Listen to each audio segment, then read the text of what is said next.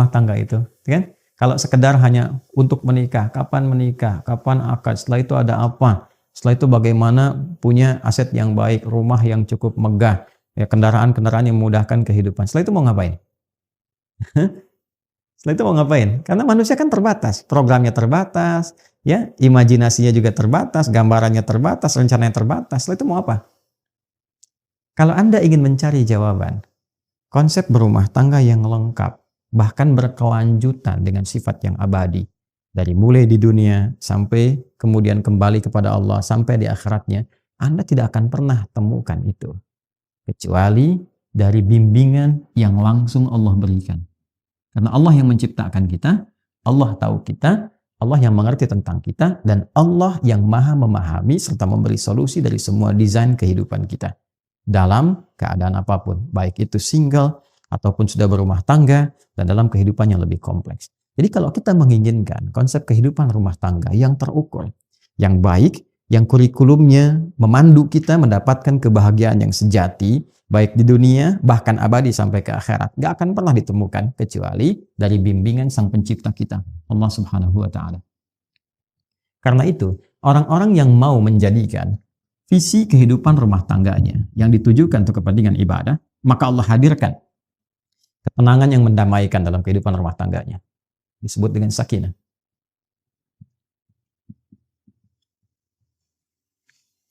Dua, limpahan materi yang memberikan kenyamanan dalam kehidupan rumah tangga. Cinta dalam bentuk wujud materi. Diberikan kecukupan materi yang melapangkan dia beraktivitas dalam kehidupan rumah tangganya. Disebut dengan mawaddah. Mawaddah. Kemudian ditanamkan dalam jiwa setiap pasangan itu rasa kasih mendalam yang mengikat keduanya dalam kerukunan dan kebaikan. Ya, bukan berarti tidak ada perbedaan pendapat, bukan berarti tidak ada, boleh jadi perbedaan-perbedaan yang mungkin melahirkan ya satu sisi berbeda, berselisih dalam hal-hal kecil, namun rasa yang ketiga ini itu yang tetap menyatukan perbedaan-perbedaan itu dan membentengi dari terjadinya persoalan-persoalan yang bahkan memecah kehidupan rumah tangga. Itulah rahmat. Rahmat. Ini dia. Ini poinnya. Ya. Jadi kalau kita satukan ayat ini bila ditujukan pada ibadah, maka ini kunci dari 3 pintu besar yang isinya adalah sakinah, mawaddah, dan rahmat. Karena itulah ketiga ini yang sering kita singkat dari kata pembukanya menjadi samara, sa-ma-ra, kan? Itu dibuka dengan kata ayat. Kapan samara itu muncul? Setelah ayat. Wa min ayatihi, itu dulu kan? An khalaqalakum min anfusikum azwaja, ya, itu pernikahannya, dipasangkannya itu. Ya, untuk apa? Untuk menaati Allah dengan visi ibadah. Setelah itu apa? Litaskunu ilaiha, baru sakinah datang. Wa ja'ala bainakum mawaddah, baru mawaddah dimudahkan. Warahmah, rahmah ditanamkan. Ya, inna fi dzalika laayatil liqaumi yatafakkarun. Yaitu kalau Anda mau merenungkan, berpikir yang dalam dulu. Dalami dulu nih, kan? Yang menciptakan kita siapa, yang tahu tentang kita siapa, yang mengerti ya dan maha memberikan solusi tentang persoalan kehidupan kita siapa, yang mengetahui apa yang terjadi besok siapa, yang mengetahui berketurunan atau tidak berketurunan siapa. Kan kita mengembalikan semua pada Allah. Kalau tahu semua dari Allah, bahkan kita menyimpulkan, bahkan samara pun milik Allah. Ya bahasa gampangnya kan secara logika sederhana ya. Kalau sudah tahu punya Allah, maka dekati pemiliknya. Bagaimana pemiliknya meminta kita untuk menjalankan kehidupan rumah tangga sesuai dengan pedoman yang dia berikan. Maka renungkan itu. Ya la ayatil qaumi yatafakkarun. Renungkan, tafakkur sampai menemukan kedalamannya. Kalau kita sudah mengerti, sudah memahami, oh iya. Wah, begini seharusnya. Maka dengan itu kemudian baru kita turunkan babnya. Baik, teman-teman. Ini ada yang menarik ya. Kalau kita mau gali lebih dalam lagi. Contoh misalnya. Saya keluarkan satu bab ya. Sakinah. Sakinah itu sering diartikan dengan ketenangan. Tenang. Ya. Padahal bukan tenang biasa. Tenang itu bahasa Arabnya. Setidaknya itu ada beberapa kata. Yang paling populer tuh gini. 1, sakinah. Ya, sakinah. Yang kedua, tuma'ninah. Tuma'ninah. Ada sakinah, ada tuma'ninah. Saya mau bicara tentang tuma'ninah dulu. Ya. Asalnya dari itma'anna yatma'innu. Tuma'ninah ini ketenangan yang dilahirkan dari ibadah. Jadi kalau seseorang telah menunaikan atau sedang bahkan menunaikan ibadah dan merasakan ketenangan dalam hatinya saat sedang beribadah atau telah beribadah, itu disebut dengan tuma'ninah namanya. Ya. Bukankah Anda ketika sudah sholat merasakan ketenangan? Dan latihannya disebut tuma'ninah. Ruku, kata Nabi, hatta tatma'inna raki'ah. Atau kama qala Rasulullah SAW. Ruku Anda, jangan dulu bangun sampai merasakan ketenangan dalam ruku. Tenang gitu. Kan? Itu tuma'ninah namanya. Makanya kalau orang sholatnya itu merasakan kenikmatan, benar caranya. Begitu ruku itu dia baca doa, tenang ke hatinya. Darah mengalir dengan enak. Baru dia yang tidal. Ya kan? Hatta ta'tadila qa'imah, sampai tegak. Lalu sujud, hatta tatma'inna sajidah, sampai engkau merasakan ketenangan dalam sujud. Nah ini tuma'ninah namanya. Dan ketenangan itu hadirnya dalam apa? Jiwa, dalam nafas kan. Nah nanti kalau sudah terbawa dari praktek sholat itu, dari seringnya baca Quran, hadir ketenangan pada jiwa. Nah jiwa yang terus mendapatkan suntikan ketenangan, tenang lagi, maka dia punya sifat tenang nantinya. Nah kalau sudah jadi sifat yang mengikat kepemilikan, maka berubah dari tuma'ninah jadi mutmainnah namanya. An-nafsul mutmainnah. Ini yang menjadikan dia saat pulang pun kepada Allah merasa tenang. Ya, karena ada ketenangan di dunia, kedekatan dengan Allah, pulang pun tenang. Maka dipanggillah dia dengan keadaan pemilik jiwa itu. Ya ayyatuhan nafsul mutmainnah. Quran surah ke-89 ayat 27 itu. Ya. Nah, berbeda dengan sakinah. Kalau sakinah, ya, itu artinya ketenangan yang dilahirkan setelah tuntasnya persoalan dilalui. Ya. Baik. Ada mahasiswa atau pelajar, ujian, ya. Ujian kan belum tenang ya. Ya, makanya disebut minggu tenang itu kadang-kadang kurang tepat dalam konteks di kita ya. Yang kurang tepat itu sebenarnya bukan sistemnya, muridnya. Harusnya kan sebelum masa itu di waktu-waktu belajar dia belajar. Cuman kadang-kadang saat belajar main ya, saat harusnya tenang sudah menguasai di minggu-minggu tenang, apa yang dia lakukan? Dia belajar gitu kan. Baik dari situ kemudian tidak sesuai dengan apa yang kadang-kadang ingin diharapkan. Tapi tidak masalah, kita kembalikan. Bukankah saat ujian itu merasakan tegang, kadang gelisah, ya? Tapi setelah selesai ujiannya, ada ketenangan yang dirasakan. Alhamdulillah selesai, gitu ya. Itu ketenangan yang dihasilkan setelah melalui satu persoalan. Itu disebut dengan sakinah namanya. Jelas? Baik. Saya lukiskan lagi. Orang Arab mengatakan begini. Sakanatu syajaratu idza dhahabatir rih. Atau sakanatu safinatu idza dhahabatil amwaj. Ranting pohon itu menjadi tenang ketika angin yang menerpanya itu telah pergi. Atau mereka mengatakan kapal itu menjadi tenang ketika ombak yang menerpanya itu telah pergi. Dan airnya kembali tenang. Nah, ketenangan yang telah melalui perombang-ambingan, diombang-ambingkan ombak, pohon diterpa, naik, turun, kiri, kanan begitu. Setelah kemudian dia tenang lagi, ya, apa yang terjadi? Nah, ketenangan itu yang disebut dengan sakinah. Dan biasanya kapal yang banyak diuji dengan gelombang, bahkan gelombang besar, dan dia melewati itu menjadikan kapalnya kualitasnya lebih kuat. Ya, lebih mudah menghadapi persoalan-persoalan atau bahkan gelombang-gelombang kecil setelahnya. Semakin besar, yang kecil lewat. Ya, demikian pohon. Semakin diterpa anginnya kencang, ya, dia goyang dan dia tertanam kuat, semakin kokoh akarnya. Jadi ketenangan itu bukan sekedar melahirkan ketenangan setelah gelombangnya lewat, tapi setelah itu melahirkan satu kemantapan yang dengan itu bisa mengatasi persoalan-persoalan kecil di kemudian hari atau siap untuk menghadapi tantangan besar di kemudian yang lainnya. Maka itu disebut dengan sakinah.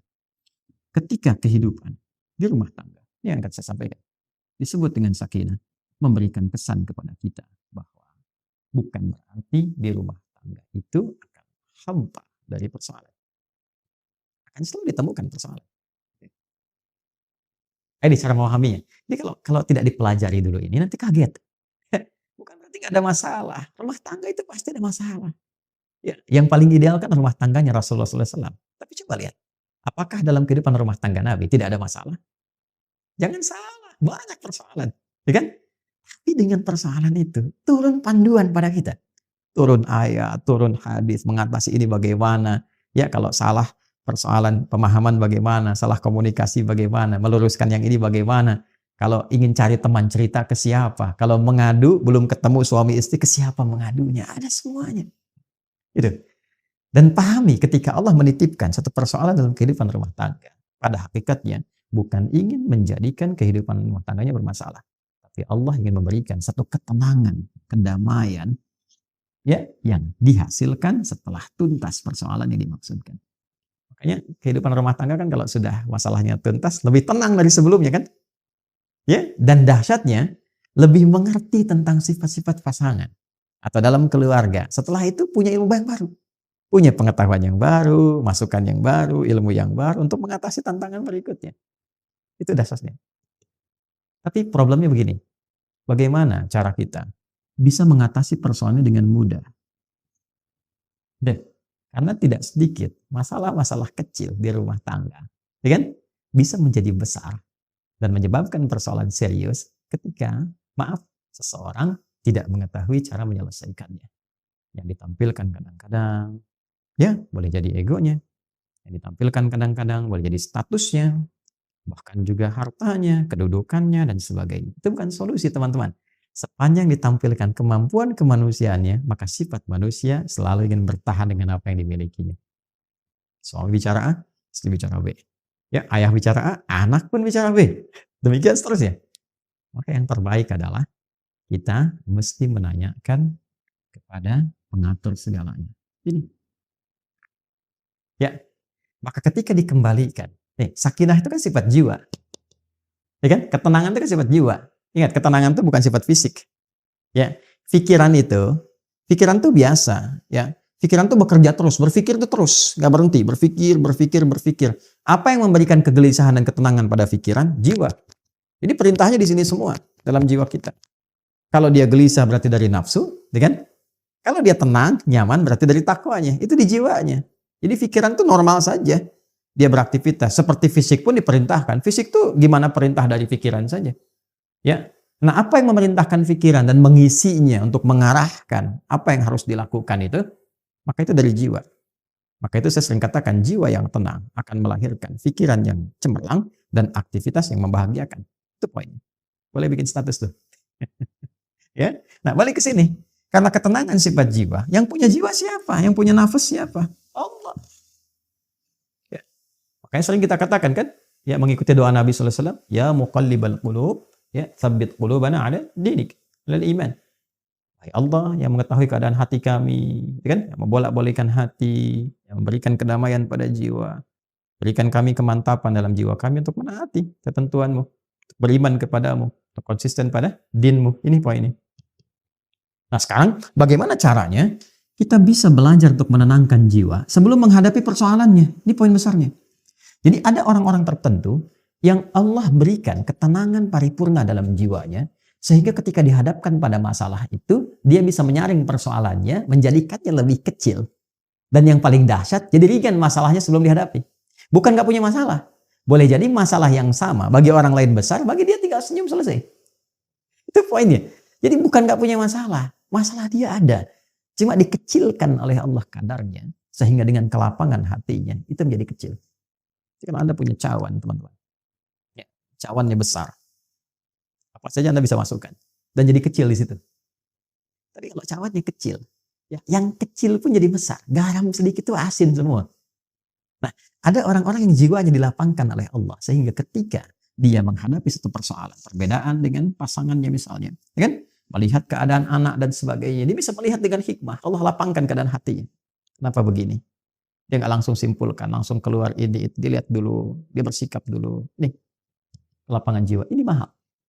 Dan ini tidak mungkin bisa didapatkan kecuali lewat skema ibadah sini. Menghambat. Ya.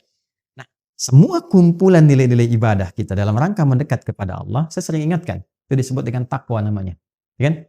Takwa itu kan gabungan antara iman dengan amal soleh. Ya kan? Iman itu kan pekerjaan hati dalam jiwa. Amal soleh implementasinya. Digabungkan jadi takwa. Seseorang yang membangun kehidupan rumah tangganya dengan nilai-nilai ketakwaan. Dia bangun dengan takwa.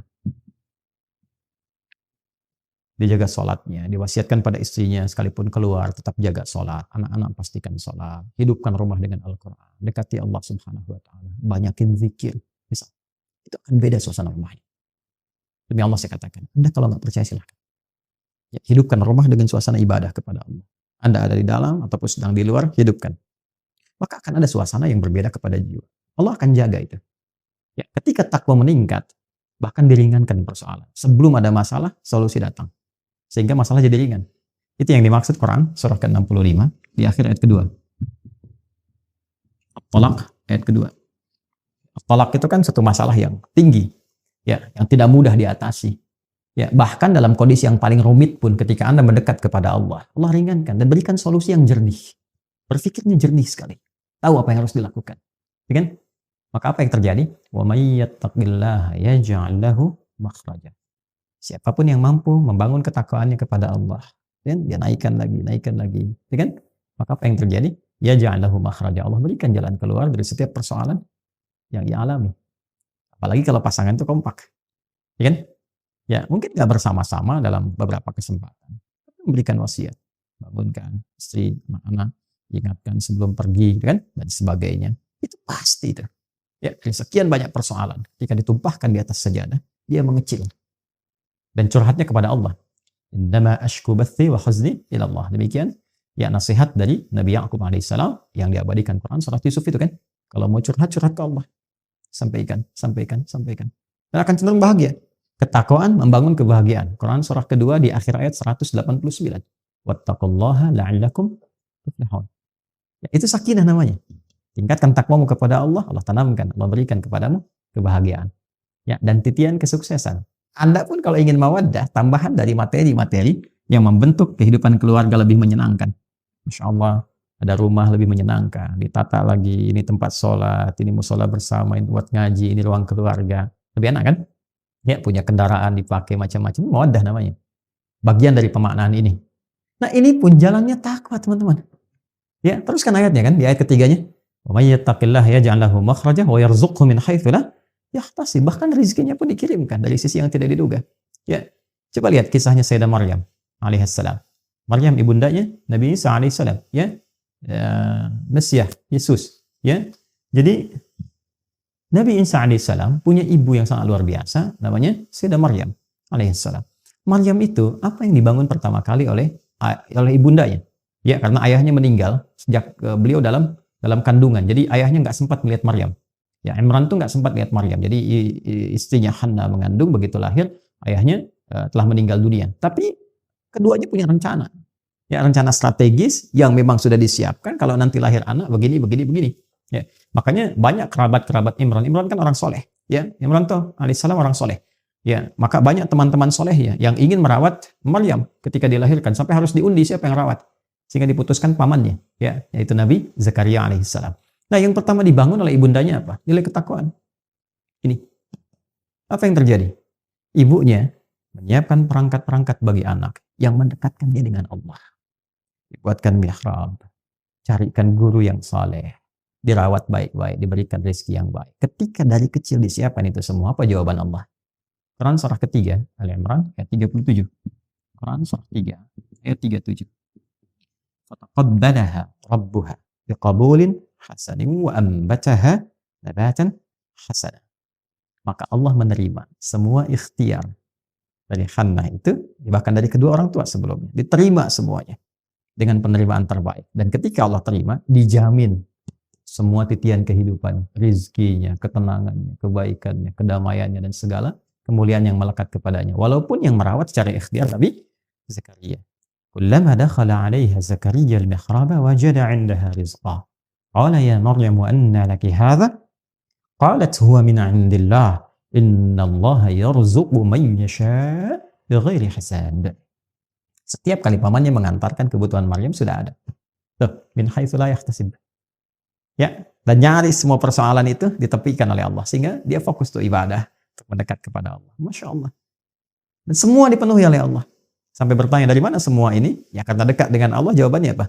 Qalat huwa min 'indillah, dari Allah. Innallaha yarzuqu man yasha' bighairi hisab. Allah yang memberikan tanpa batasan. Jadi orang-orang yang membangun rumah tangganya, ya, kehidupan dalam langkah pernikahannya sampai dia berjalan dalam ketakwaan kepada Allah sebetulnya nggak sulit tentang dunia. Gitu. Jadi mohon maaf nih kalau dengan kalimat ini barangkali kurang menyenangkan, gitu kan? Kalau ada persoalan yang tidak pernah tuntas, padahal mungkin secara materi tercukupi, gitu kan? Masya Allah, kedudukan tinggi, tapi nggak tuntas nih. Boleh jadi yang dibutuhkan tuh bukan harta, bukan tingginya kedudukan Anda, yang dibutuhkan ketakwaan Anda kepada Allah. Itu saja. Ya, menyadari bahwa pernikahan ini adalah bagian dari amanat Allah Subhanahu wa taala. Rumah tangga ini amanah, setiap amanat dipertanggungjawabkan di hadapan Allah Subhanahu wa taala. Dan kalau mengerti berumah tangga itu adalah ibadah, maka kita akan jaga cara kita beribadah kepada Allah. Anda kan kalau sholat Anda jaga rukun dan syaratnya kan. Nah, rumah tangga itu ada rukun dan syaratnya. Kan waktu mau nikah kan ada rukunnya, ada akad itu kan, syaratnya juga ada kan. Bukan cuma mahar kan, ada 2 saksi itu kan. Kemudian juga ijab kabul dan sebagainya, itu kan terpenuhi. Nah, itu pembukanya, ya kan? Dalam perjalanannya pun itu harus dijaga, karena kalau memahami pernikahan itu sebagai ibadah kepada Allah, maka dijaga cara kita ibadah. Jaga, jangan sampai ya terkena sesuatu yang kotor atau melanggar ketentuan ibadah. Nah, ini kalau dipertahankan, maka apa yang terjadi? Allah anugerahkan segala kemuliaan untuk mengabadikan kehidupan keluarga ini sampai dengan kehidupan di akhirat. Ya, kalau kita baca Quran surah ke-52 misalnya At-Tur ayat 21, Allah tegaskan di situ walladzina amanu wattaba'athum dzurriyyatuhum biimanin alhaqna bihim dzurriyyatahum wama alatnahum min 'amalihim min syai' kullu imrin bima kasaba rahin. Dan para orang tua yang beriman itu menjaga iman. Jadi berkeluarga itu dengan imannya.